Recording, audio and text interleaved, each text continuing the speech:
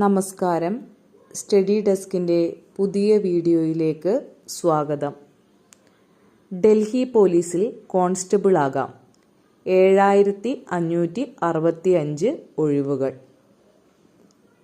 Staff selection commission ഇത് സംബന്ധിച്ച വിജ്ഞാപനം പുറത്തിറക്കിയിട്ടുണ്ട്. മലയാളികൾ ഉൾപ്പെടെ നിരവധി സംസ്ഥാനത്ത് നിന്നുള്ളവർ ഡൽഹി പോലീസിന്റെ ഭാഗമാകാറുണ്ട്. നിയമനം ലഭിച്ചാൽ മികച്ച ശമ്പളവും മറ്റ് ആനുകൂല്യങ്ങളും ഉണ്ടാകും. പുരുഷന്മാർക്കും സ്ത്രീകൾക്കും അപേക്ഷ നൽകാം. സ്റ്റാഫ് സെലക്ഷൻ കമ്മീഷനാണ് പരീക്ഷ നടത്തുന്നത്. നിയമനം ലഭിച്ചാൽ ലെവൽ 3 പ്രകാരമുള്ള ശമ്പളം ലഭിക്കും. ഇതിനു പുറമെ മറ്റ് ആനുകൂല്യങ്ങളും ലഭിക്കുന്നതായിരിക്കും. അപേക്ഷകൾ ഇപ്പോൾ സമർപ്പിക്കാം. അവസാന തീയതി ഒക്ടോബർ 21.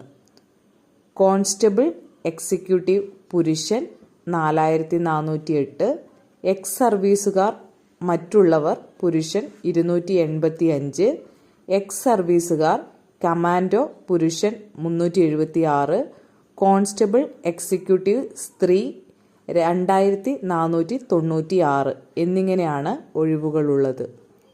യോഗ്യത: 2025 ഒക്ടോബർ 21 അംഗീകൃത വിദ്യാഭ്യാസ ബോർഡിൽ നിന്ന് 10+2 സീനിയർ സെക്കൻഡറി പാസ്സായിരിക്കണം. പുരുഷ ഉദ്യോഗാർത്ഥികൾക്ക് ഡ്രൈവിംഗ് ലൈസൻസ് ഉണ്ടായിരിക്കേണ്ടത് നിർബന്ധമാണ്.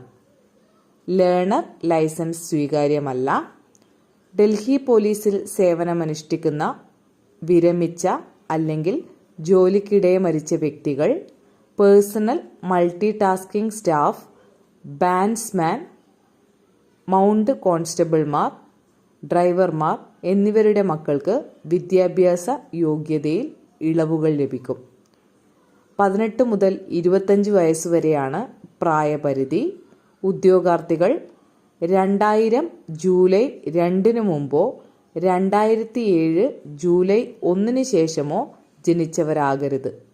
സർക്കാർ മാനദണ്ഡങ്ങൾ അനുസരിച്ച് വിവിധ സംവരണ വിഭാഗങ്ങൾക്ക് പ്രായപരിധിയിൽ ഇളവ് അനുവദിച്ചിട്ടുണ്ട്. തെരഞ്ഞെടുപ്പ് പ്രക്രിയ: ടയർ 1 കമ്പ്യൂട്ടർ അധിഷ്ഠിത പരീക്ഷ. ഇത് ആദ്യത്തേതും ഏറ്റവും നിർണായകവുമായ ഘട്ടമാണ്. ഇത് ഒരു ഒബ്ജക്റ്റീവ് ടൈപ്പ് മൾട്ടിപ്പിൾ ചോയ്സ് പേപ്പറാണ്. 90 മിനിറ്റ് പരീക്ഷയിൽ ആകെ 100 ചോദ്യങ്ങളുണ്ടാകും. ഓരോ തെറ്റായ ഉത്തരത്തിനും 0.25 മാർക്കിന്റെ നെഗറ്റീവ് മാർക്ക് ഉണ്ടായിരിക്കും. പൊതുവിജ്ഞാനം കറണ്ട് അഫയേഴ്സ് ഭാഗത്ത് നിന്ന് 50 ചോദ്യങ്ങൾ 50 മാർക്ക്, റീസണിംഗ് 25 ചോദ്യങ്ങൾ 25 മാർക്ക്, ന്യൂമറിക്കൽ എബിലിറ്റി 15 ചോദ്യങ്ങൾ 15 മാർക്ക്, കമ്പ്യൂട്ടർ പരിജ്ഞാനം 10 ചോദ്യങ്ങൾ 10 മാർക്ക്. ടയർ 2 ശാരീരിക അളവുകളും ശാരീരിക കാര്യക്ഷമതാ പരിശോധനയും. കമ്പ്യൂട്ടർ അധിഷ്ഠിത പരീക്ഷയിൽ വിജയിക്കുന്നവരെ ഫിസിക്കൽ ടെസ്റ്റിന് ക്ഷണിക്കും. ഇതിൽ ഓട്ടമത്സരങ്ങൾ, ലോങ് ജമ്പ്, ഹൈ ജമ്പ്, ശാരീരിക അളവുകൾ എന്നിവ ഉൾപ്പെടുന്നു. ഈ ഘട്ടം പൂർത്തിയാക്കിയാൽ മാത്രം മതി. ഇതിൽ ലഭിക്കുന്ന മാർക്ക് അന്തിമ മെറിറ്റ് ലിസ്റ്റിൽ ചേർക്കില്ല.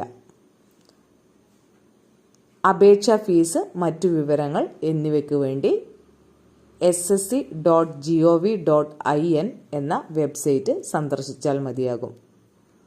ഓർക്കുക, അപേക്ഷകൾ സമർപ്പിക്കാനുള്ള അവസാന തീയതി ഒക്ടോബർ 21. ഈ വീഡിയോ നിങ്ങൾക്ക് ഉപകാരപ്പെട്ടുവെങ്കിൽ വീഡിയോ ലൈക്ക് ചെയ്യുവാനും ചാനൽ സബ്സ്ക്രൈബ് ചെയ്യുവാനും മറക്കരുത്. Thank you.